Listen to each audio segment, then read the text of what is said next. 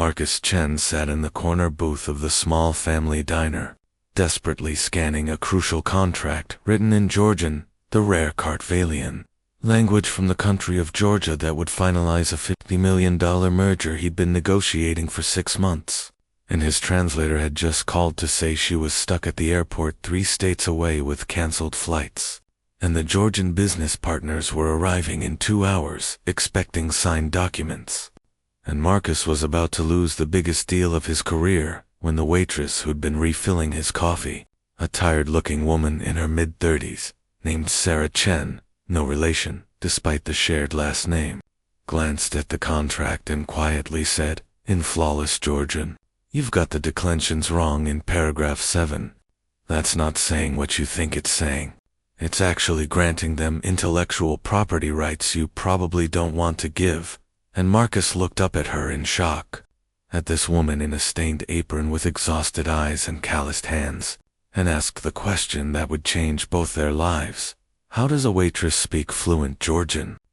Sarah Chen had been working double shifts at the Riverside Diner for the past 3 years, taking every available hour to pay for her father's cancer treatments and her younger brother's college tuition. And nobody in that small town knew that she had a PhD in linguistics from Oxford, that she spoke 17 languages fluently and could read texts in 12 more, that she'd been on track to become one of the youngest professors at a prestigious university before her mother died suddenly, and her father's diagnosis came 3 months later, and she'd walked away from her career without hesitation to come home and take care of her family, working as a waitress because the shifts were flexible, enough to also work as her father's caregiver, and because asking would you like more coffee didn't require her to think about the research she'd abandoned or the life she'd planned or the dreams she'd sacrificed for duty and love. Marcus Chen was a billionaire tech investor who'd built his fortune by identifying talented people before anyone else saw their potential, by betting on genius when it was still unrecognized and unvalued. But he'd become cynical over the years, had started believing that truly exceptional people always found their way to the top, that talent always got recognized, that if you were working a minimum wage job, it was because you lacked ambition or ability. And seeing Sarah's tired face and hearing her flawless Georgian was cognitively dissonant, challenging his carefully constructed worldview about merit and success and who ended up where in life. "I studied languages in college," Sarah said evasively, not wanting to explain her whole story to a stranger, "and I've picked up a few things, but I should get back to work. I just noticed the error and thought you'd want to know." She started to walk away, but Marcus said, "Wait, please, I need your help. I'm supposed to sign this contract in 2 hours with business partners who only speak Georgian and Russian, and my translator just canceled, and I'll pay you whatever you want if you can help me through this meeting. Help me understand what's actually in this contract, and help me communicate with these men. And Sarah, I'm desperate. This deal represents 6 months of work and millions of dollars and relationships that took years to build, so name your price." Sarah looked at him, at his expensive suit and his desperation, and his assumption that everything could be solved with money. And part of her wanted to say no, wanted to protect herself from being pulled back into the professional world she'd left behind, wanted to maintain the careful boundary she'd built between who she used to be and who she'd become. But she also thought about her father's medical bills that kept accumulating, about her brother's student loans, about the mortgage payment that was 2 months overdue, and she named a price that seemed absurdly high for a few hours. Work $5,000, expecting him to negotiate or refuse, but Marcus said immediately, "Done. The meeting is at 2 p.m. at the Grandview Hotel. Can you be there?" And Sarah realized she'd just agreed to step back into a part of herself she'd been trying to suppress for 3 years. Had just agreed to be Dr. Sarah Chen, the linguist, instead of Sarah, the waitress. And she didn't know whether to feel excited or terrified. Sarah's manager, a kind woman named Betty, who knew about her father's illness, agreed to cover her shift when Sarah explained she had a one-time opportunity to make extra money. And Sarah went home to change. Standing in front of her closet, looking at the professional clothes she hadn't worn in years, the tailored blazers and elegant dresses and Oxford-branded items that represented the life she'd left behind, and she chose a simple but professional outfit and pulled her hair back and looked in the mirror and barely recognized the woman staring back. Someone who looked competent and confident, and nothing like the exhausted waitress who shuffled through 12-hour shifts serving eggs and coffee to truckers and families. When Sarah arrived at the Grandview Hotel, Marcus was in the conference room reviewing documents. And when she walked in, he did a double take because the transformation was so complete. Because the tired waitress had become this poised professional woman, and he asked, "Who are you really?" "Because I've been doing research for the past 2 hours, and Georgian is one of the world's most difficult languages. It's spoken by fewer than 4 million people globally. It has its own unique alphabet and complex grammatical structures, and you spoke it flawlessly. So who are you and why are you working at a diner?" Sarah took a deep breath and said, "I'm Dr. Sarah Chen. I have a PhD in linguistics from Oxford, with a focus on Kartvolian languages. I've published research on Georgian morphology and syntax. I speak 17 languages fluently, and I'm working at a diner because my father has stage 4 cancer and my younger brother is in college, and someone needed to pay the bills and take care of our family. So I came home, and that's all you need to know. Now show me the contract so I can help you avoid making a very expensive mistake." Marcus stared at her, processing this information, recalibrating everything he thought he knew about talent and circumstances and the choices people make.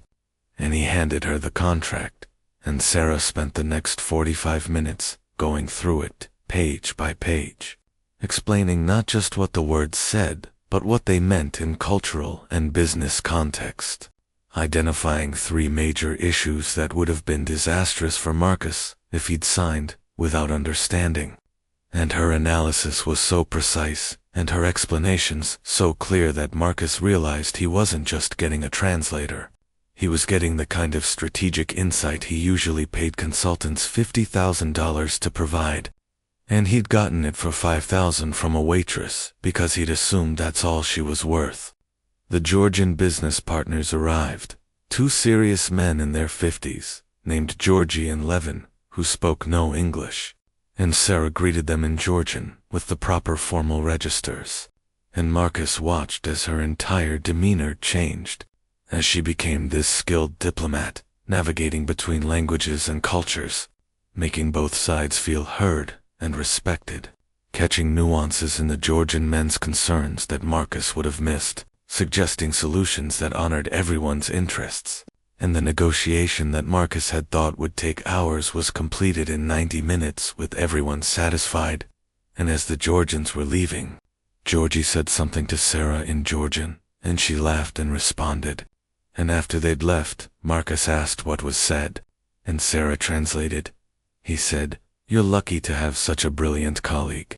That it's rare to find Americans who understand Georgian culture and language, and he hopes to work with both of us again." And I told him it was a pleasure to help facilitate such an important partnership.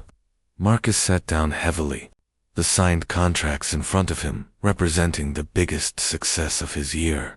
And he looked at Sarah and said, "You just made me $50 million, and I'm paying you $5,000, and that's obscene. That's morally wrong. And Dr. Chen, I need to ask you something, and I need you to be honest. If you're this talented, if you're this educated and skilled, why are you really working at a diner? Because I understand needing to help your family, but surely there were other options. Surely you could have found work that used your abilities and still paid enough to help them. So what's the real story?"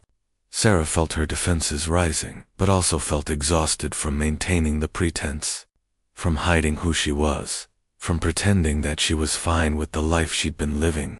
And she said, "The real story is that when my mother died and my father got sick, I had a choice. I could stay at Oxford and build my career and send money home and visit occasionally, or I could come home and be present. actually be there for my father's treatments and my brother's struggles and the hard daily reality of illness and grief. And I chose to be present. I chose family over career, but the academic world doesn't pause for personal circumstances. When I left my position, someone else took it. When I stopped publishing, someone else filled that niche. And after 3 years away, I'm not competitive anymore. I'm not current with research. I'm not networked. And even if I wanted to go back, I don't know how. And honestly, Mr. Chen, I'm so tired. I'm tired of serving coffee and being invisible, and watching my father die slowly, and wondering if I made the right choice. If sacrificing my career for a few extra years with him was worth it. And I know that's a terrible thing to think, but it's 3 a.m., and I'm exhausted, and you asked for honesty, so there it is. I'm a genius working as a waitress because I chose love over ambition. And some days I'm at peace with that choice, and some days I resent it bitterly, and I don't know which version of myself is the real one anymore. Marcus listened to this confession, heard the pain and exhaustion and conflict in her voice, and he felt ashamed of his earlier assumptions, ashamed of his cynicism about people in service jobs, ashamed that he'd built a career on recognizing talent, but had almost missed extraordinary genius because it was serving him coffee. And he said, "Dr. Chen, I'm going to make you an offer, and I need you to really hear it and consider it seriously. I want to hire you, not as a translator, but as a strategic consultant and linguistic analyst. And I want to structure it so you can work remotely on your own schedule, so you can still be there for your father and your brother, but also use your incredible abilities. And I'm going to pay you what you're worth, which is a lot more than $5,000 per project. And Sarah, I'm not offering this out of pity or charity. I'm offering it because I just watched you navigate a complex international negotiation with a skill level I've rarely seen, because you have abilities that are valuable and rare, and because wasting that talent serving coffee when you could be changing lives and building things and contributing at the highest level. That's not noble sacrifice. That's tragedy. So please, let me help you find a way to do both, to be present for your family and to be who you actually are." Sarah wanted to say yes immediately, wanted to grab this lifeline being offered, but she also felt suspicious, felt like this was too good to be true, felt like successful billionaires didn't just offer life-changing opportunities to waitresses they'd met that morning. And she said, "Why would you do this? You don't know me. You don't owe me anything. And Mr. Chen, I've learned that when something sounds too good to be true, it usually is. So what's the catch? What do you really want?" Marcus sighed and said, "The catch is that I need your skills. I work on international deals constantly, and I'm always limited by language and cultural barriers. And having someone with your abilities would make me more money and help me build better relationships and do bigger deals. So yes, I'm being selfish. I'm not offering this purely out of goodness of my heart. I'm offering it because hiring you is smart business. But Sarah, just because it benefits me doesn't mean it can't also benefit you. Just because I'm being selfish doesn't mean you can't accept and transform your life. And I'm asking you to take a chance, to trust that maybe, possibly, this could be the break you've needed, the opportunity to stop choosing between family and career, and find a way to honor both." Sarah sat with this offer, turning it over in her mind, examining it for flaws, and finding mostly hope. And she said, "I need to think about it. I need to talk to my father and my brother. I need to make sure this won't disrupt the care routine we've built. And I need you to put the offer in writing with clear terms, because I've learned not to rely on verbal promises. But Mr. Chen, if this is real, if you're serious about this, then yes, I'm interested. I'm more than interested. I'm desperately hopeful that maybe I don't have to completely sacrifice who I am to take care of the people I love."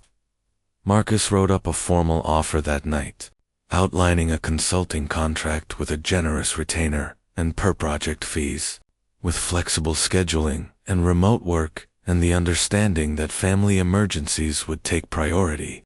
And when Sarah showed it to her father the next day, James Chen, who'd been a professor of history before his illness and who understood the weight of professional sacrifice, read it carefully and said with tears in his eyes, "Baby girl, you gave up so much to take care of me. You put your whole brilliant life on hold, and I've felt guilty about that every single day. So please, please take this opportunity.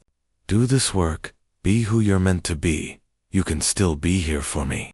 You can still be my daughter and my caregiver, but you can also be Dr. Sarah Chen again. You can use that beautiful mind and sweetheart, knowing that you're building a life beyond these walls, knowing that when I'm gone you'll have a career and a future and not just grief and sacrifice. That would give me more peace than you can imagine." Sarah accepted Marcus's offer, and over the following months, a professional relationship evolved into something deeper, not romantic, but genuinely transformative for both of them. As Sarah's linguistic and cultural insights helped Marcus close deals he would have otherwise lost, helped him build authentic relationships with international partners, helped him understand markets and opportunities he'd previously missed. And Marcus, in turn, became invested in Sarah's success, introduced her to other clients who needed her skills, helped her rebuild her professional network, encouraged her to start publishing research again, and most importantly, treated her as an equal, as a colleague whose insights were valuable rather than as someone he was charitably helping. Sarah's income increased dramatically, enough to hire a part-time nurse for her father and to pay off the overdue mortgage and to start saving for the future. And with the financial pressure reduced and the flexible remote work schedule, she found herself able to be present for her father while also engaging her mind. And the combination, caring for family and using her abilities, created a sense of wholeness she hadn't felt in years. A feeling that she didn't have to choose between love and identity. That she could be both daughter and scholar, both caregiver and genius, both present and ambitious.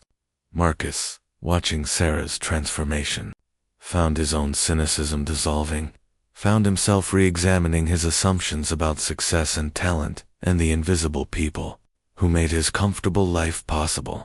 And he started really seeing his assistant and his driver and the cleaning staff in his office building. Started learning their names and their stories, and recognizing that everyone contained multitudes. That the woman cleaning his office at night might be a poet, or a musician, or a brilliant mind, sacrificing for family or circumstances. And that visible success was often just luck and timing and privilege rather than superior ability. And this recognition humbled him, made him gentler, made him more aware of his good fortune, and more committed to using his resources to create opportunities rather than just accumulate wealth. The crisis came 8 months into their working relationship, when Sarah's father's condition deteriorated rapidly and he was hospitalized with complications. And Sarah called Marcus in tears, saying she'd have to suspend their work indefinitely because her father was dying and she needed to be with him constantly. And Marcus didn't hesitate. He said, "Take all the time you need. Family comes first. I'll handle everything here." And then he asked a question that surprised her. "Can I come visit your father? I'd like to meet the man who raised such an extraordinary daughter. And if he's willing, I'd like to thank him for the sacrifice he allowed you to make. Because your choice to care for him, that's what made you who you are. That shaped your character and your values. And I want him to know that the world is better because he taught you that love matters more than ambition." Sarah brought Marcus to the hospital, and James Chen, weak but clear-minded, met the billionaire who'd changed his daughter's life. And they talked for an hour about teaching and learning, and legacy, and what we leave behind. And James said, "Mr. Chen, I am grateful for what you've done for Sarah, for seeing her value when she was invisible, for giving her a way to use her gifts while still honoring her commitment to family. But I need you to promise me something when I'm gone. When Sarah doesn't have caregiving responsibilities anymore, please don't let her hide. Don't let her retreat back into obscurity. Push her to do great things. Push her to publish and teach, and contribute at the highest level, because she's capable of changing her field, of making discoveries and insights that advance human knowledge. And she'll try to play small. She'll try to stay in the background. But I'm asking you to challenge her, to remind her that honoring my memory means living fully, means using every bit of that magnificent mind, means making the kind of impact she's capable of making. Marcus promised. And James died peacefully 3 days later, surrounded by family, and Sarah grieved deeply, feeling both the pain of loss and the complicated relief that his suffering was over, and also feeling unmoored, feeling like the role that had defined her for 3 years was suddenly gone, and she didn't know who she was supposed to be anymore. Marcus gave Sarah time to grieve, and then, keeping his promise to her father, he challenged her. He pushed her to submit her research for publication, to speak at conferences, to consider academic positions that would utilize her abilities fully. And Sarah resisted initially, feeling comfortable in her reduced role, feeling safer, being invisible. But Marcus kept pushing, kept reminding her of her father's words, kept creating opportunities that were too good to refuse.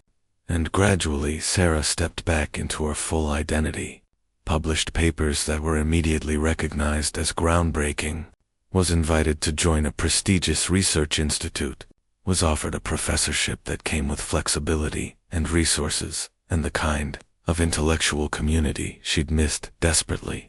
And she accepted. She stepped back into the life she'd left behind, but now with different priorities.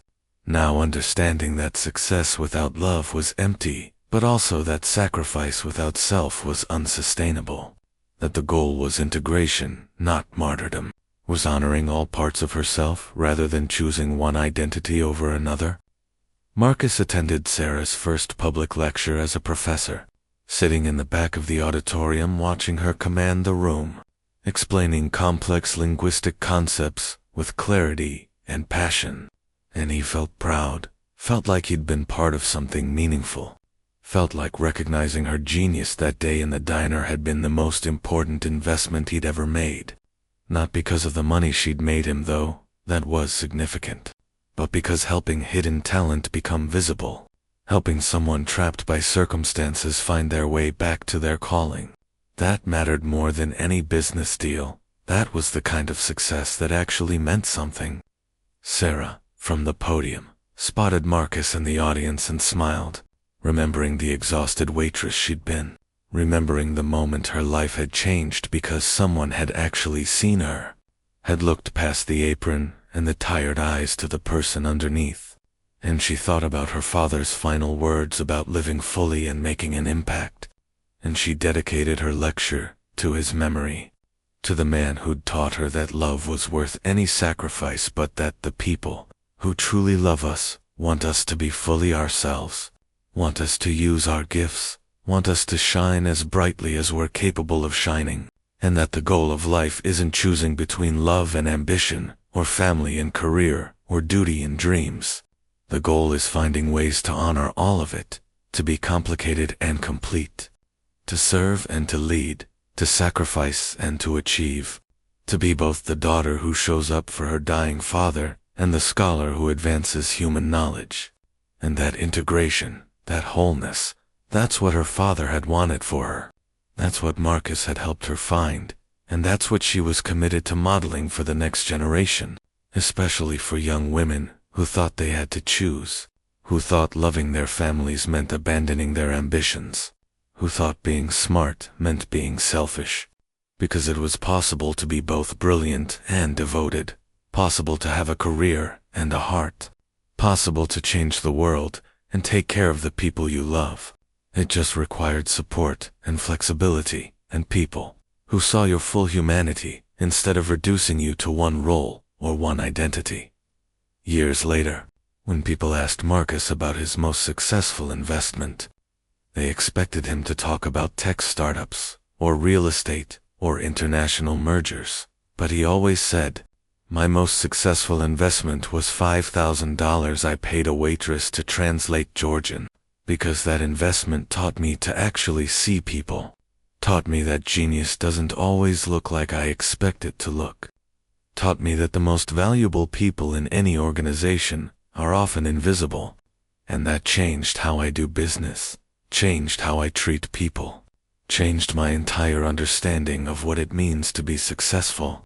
And when people asked Sarah about the turning point in her career, about how she'd gone from obscurity to becoming one of the leading linguists in her field, she'd say, the turning point was a billionaire who needed a translator and who actually listened when I spoke, who saw past the waitress uniform to the person underneath, who treated me like I mattered, who gave me space to be both a caregiver and a scholar, and who kept a promise to my dying father to push me to use my gifts fully. And their friendship endured, built on mutual respect and the shared understanding that everyone contains multitudes, that circumstances often hide abilities, that talent trapped by duty or poverty or bad luck is still talent, still valuable, still deserving of recognition and opportunity, and that the obligation of people with power and resources isn't to hoard those advantages but to use them to create opportunities, to see hidden potential,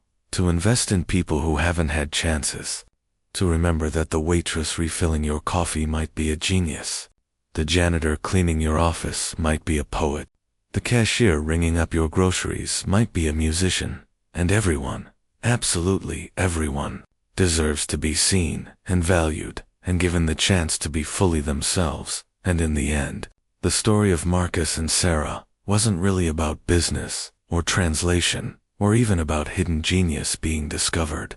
It was about two people who needed each other at exactly the right time, who saw each other's full humanity, who helped each other become better versions of themselves, who proved that transformation is possible when someone truly sees you, truly values you, truly invests in your potential, and who demonstrated that the most meaningful success isn't measured in dollars, but in lives changed, in potential unlocked, in people helped to become who they were always meant to be. And that lesson, that simple, profound lesson about seeing people and valuing them and creating opportunities, that's what both Marcus and Sarah spent the rest of their lives teaching, through their work and their choices and their insistence that everyone deserves to be seen, everyone deserves a chance, and everyone, no matter what circumstances have forced them into, no matter how invisible they've become, no matter how far they've fallen from their dreams,